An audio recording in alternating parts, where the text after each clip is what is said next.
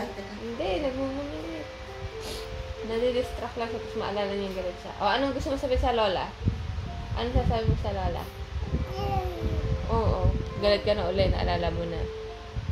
Ano kang reklamo mo today? Oo, lawit naman dila mo. Puro ka reklamo.